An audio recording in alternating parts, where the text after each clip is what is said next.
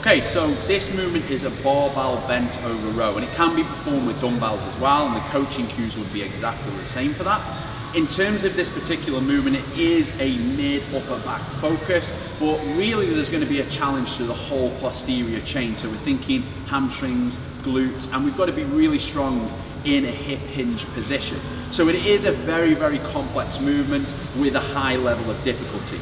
Now, in terms of setup, what I'm going to ask Jake to do first of all is I'm going to ask him to get into a hip hinge position. So I want him to drive his hips back. He's going to keep a slight bend at his knees, and he's going to really try and maintain a neutral spine. Now see if you can just send them back a little more, mate. Cool.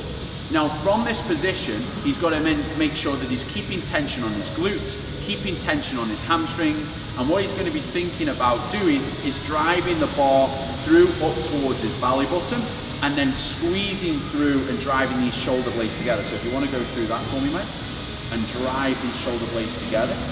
And then from that position then, he's going to allow that bar to fall forward. He's reaching forward, just getting a little bit of a stretch of his armpit, and he's going to again come back through towards his belly button, squeezing these shoulder blades together. Again, come back through, mate, a little bit less bend in the knees for me, send those hips back out a bit more, and from there again, drive through, draw those shoulder blades back together, and okay, stand tall.